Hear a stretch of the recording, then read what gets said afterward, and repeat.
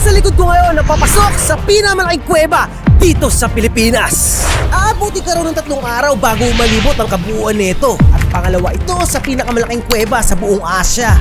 At ito ang Langon Gubingov Cave o kilala rin sa tawag na Calbiga Cave dito sa probinsya ng Samar. So tara, pasukin na natin. Dito pa lang sa entrance ng kuweba ay mamamangha ka na sa mala out of this world ng mga rock formation sa pader at ceiling nito. Grabe guys, what a beautiful piece of nature. Meron tayong 5 levels na dadaanan sa loob ng kuweba. Nandito pa lang tayo sa level 1, ang entrance. At papasukin natin hanggang sa level 5 dito. At bawat levels ay makikita natin ang mga tagong ganda at yaman dito. Pero hindi ito magiging madali dahil mabato at maputik sa loob. Kaya ilang beses ako kamuntikan na malaglag sa bangin. Nadulas, lumubog sa isang kumunoy at inatake na hindi ko malaman na kung ano. At meron ding mga ahas dito. Kaya kailangan mo ito mapanood para tuklasin at makita ang loob ng pinakamalaking kuweba sa Pilipinas. Time check, 11:53 AM ngayon. Papasok kami dito sa Langon Gubingov Cave. Pababa pa lang ay pwede ka nang madisgrasya dahil patarik at padulas pa ang mga daanan. Pero kahit anong pag-iingat ko, Tol, huwag ka masyado tumigil. Madulas, Tol. Kung nagtuloy-tuloy ako, itong babagsakan ko. Halos 2 palapag din yung lalim nito. Tapos puros bato. Sabi kanina ni Kuya, mag-ingat sa mga paghawakan dahil may mga ahas daw minsan. Ako-conscious ako eh. May ahas. 1987 nung madiskubre ito at pasukin ng isang Italianong geologist na si Guido Rossi na nakadiskubre rin ng Sumaging Cave sa Sagada Mountain Province. Nanginginig tuhod ko eh. Puro rakis siya.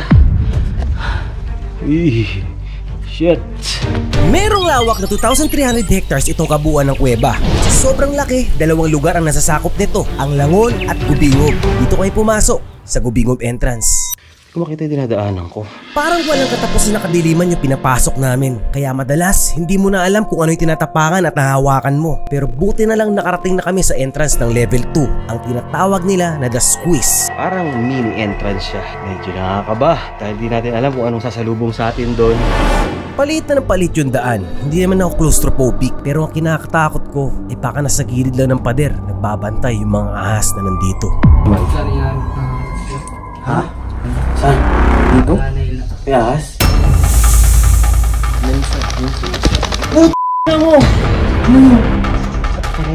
May nakita na ahas yung guide namin. At isang sign na nandito sila ay kanina pa kami dinadaan-daanan ng mga paniki at ibon. Ito raw ang pagkain ng mga ahas dito.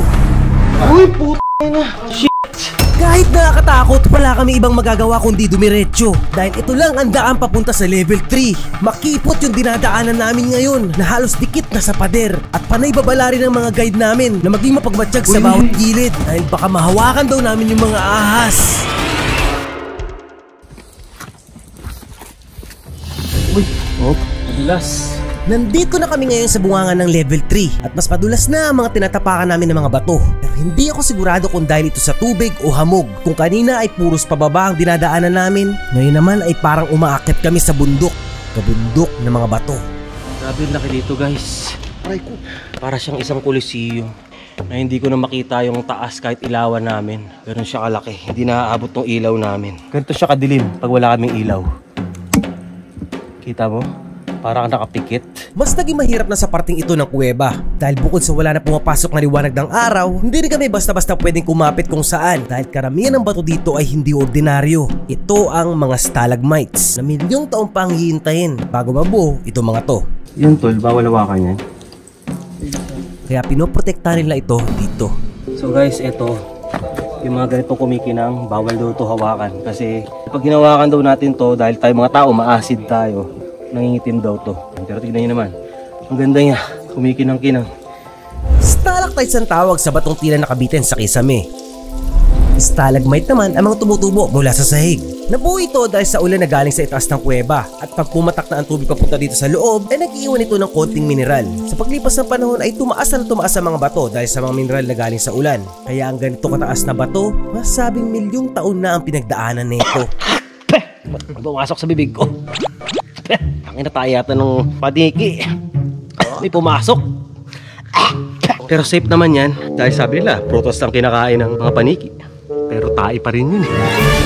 Halos nakakalahati pa lang namin tong stage 3, pero ramdam na namin yung pagod dahil sa tila ba walang katapusan ng mga batong dinadaanan. At konti pagkakamali lang, paniguradong malalim yung babagsakan namin.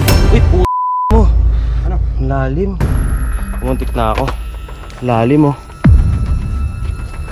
Turog utak mo dyan pag nalaglag ka. At sa di kalayuan parang meron nakamatsyag sa amin na nasa itaas. Ang creepy! Guys, tingnan nyo. Yung nasa taas namin, parang nakadungaw na tao na kulay puti. Yun o. Ano sa tingin nyo? Isa lang ba siyang ordinaryong bato o isang tigipagbantay ito dito? Ay, putang ina. Balin sa sayaw. Balin sa sayaw. Yung kaninang kumukulit pa sa atin na ibon, ang tawag pala doon ay balin sa sayaw. At yung laway nila, yan ang pinakamahal na soup, sabi nila. Ginagamit nila ang sarili nilang laway sa paggawa ng kanilang pugad. At ang pugad nila ang kadalasan na kinukuha dahil ito ang main ingredient para makagawa ng bird's nest soup. Sustansya raw ito dahil na-absorb daw ng pugad nila ang mga mineral na nanggagaling sa kuweba. At ang mga kuweba ang kanilang tirahan. Mahirap siya kunin dahil sa ceiling pa ng mga kuweba sila gumagawa ng pugad. Risky siya at seasonal pa, kaya mahal na ito pag nasa market na. Pero pinagbabawal yan dito na kunin sa Langonlongingob. Huli ka pag ginawa mo yan. Pero sana makatikim tayo. Finally! Nakarating na rin kami sa level 4 at kung tawagin nila na The Stage. Halos ilang oras din kami sa level 3 Tinawag nila itong The Stage dahil sa malakortinang rock formation ito. Yung parang nakikita natin sa mga stage play. At tingnan nyo naman, nakaka-amaze yung mga nakikita natin sa pader. Para siya mga Christmas light tsaka bituin sa langit. Yung dating. Parang glitters, no? Parang nasa outer space yung dating niya. Di kaya crystal yan, tol? Posible.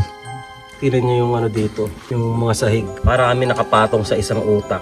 Ito ay isang water terraces. Ito ang resulta ng pagdaloy ng tubig sa lupa at bato sa loob ng ilang libu-libong taon. Nature magic. So after natin dito sa tinatawag nila stage, papunta na tayo ngayon sa tinatawag naman nila na pool. Dito ay makikita rin daw natin ang isang pambihirang nilalang na dito lang sa Pilipinas makikita. Let's see kung ano yun. So guys, tingnan nyo. Palalim.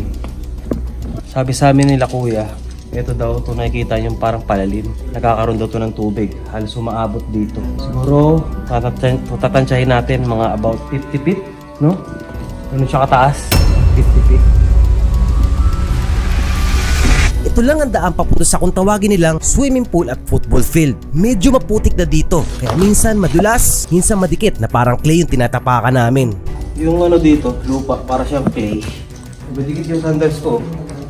Oh. Para siyang clay, oh. Mahirap na dito maglakad sa parting ito dahil palambot na ng palambot yung tinatapakan namin. Sinyales na dinadaluyan nga ito ng tubig. Kung papansinin nyo yung kapaligiran, merong matataas na putik nang bigla na lang ito nangyari sa akin. Narinig mo. Uy! Lumubog ako. Ayun, alcohol. Bigla na lang ako unti-unting lumubog sa isang malalim na putik at hindi ako makaalis sa kinalalagyan ko. Hawak lang. Pinipilit ko maging kalmado lang pero nung tangkay na ako sa gipin ng guide namin, pati siya lumubog na rin. Tumapak. Ayun na. Hindi ko mahatak. Uy, lumubog ko na rin. Dito na ako nataranta. Kuya! Jay! Brad! Tumaan! Brad! Habang naghihintay kami ng saklolo, baka pwede mag-subscribe ka muna dito sa YouTube channel natin. Kaya dumaan, lumulubog kami. And help me reach 100,000 subscribers. Tulong muna! Tol. Lalim na. Tumpa ako. Pinipilit ko ba rin yung sandals ko sa ilalim ng putik, pero ang hirap niya at mas lalo kong lumulubog pag inaangat ko na. Parang kumunoy. Iniwan ko na yung sandals ko sa ilalim ng putikan at unti-unti ko na rin naiangat yung mga paa ko. Kaya dumaan, lumulubog kami. Parang tae ah. Grabe yung laki dito. Parang basketball court. Parang ano, MOA Arena. Ganun siya kalaki. Nakarating na kami sa level 5. Ito ang tinatawag nilang football field dahil sa sobrang lawak ng lugar. Dito, patag at matigas na ang lupa. Kaya pwede na dito magpahinga at maglinis sa kung tawagin nilang swimming pool. So guys, di ba, sinubukan natin uminom ng tubig sa kanal. Ngayon naman, subukan natin uminom ng tubig sa kuweba. Ito ang legit talaga na mineral water. Okay naman. Lasang ano siya, parang mineral water. Meron pa palang naninirahan ng mga hayop dito kahit na walang halaman at di na nasisinaga ng araw. Sabi ng mga guide namin, sila lang din yung nagkakainan. Pero itong isda na to ang pambihira dito. Dahil sabi ng mga scientist, dito lang sa Langon Gubingob makikita ito, ang gobini o blind fish. Wala siyang paningin dahil dito sila sa walang katapusang dilim na ninirahan, wala rin silbi kung meron silang mata. Kamusta experience mo to? First time, pumunta ng cave, pumasok, okay, the best. How old Sa are you? age ko, 53, kaya pa. Kaya mo? Kaya ko, mas kaya ng bata. Oo. Sa pagpasok natin sa pinakamalaking kuweba sa Pilipinas, natuklasan natin ang kakaibang mundo at mga natatanging nyo na lang na dito lang makikita. It's a once in a lifetime experience. Ang sarap talaga pasukan ng kuweba!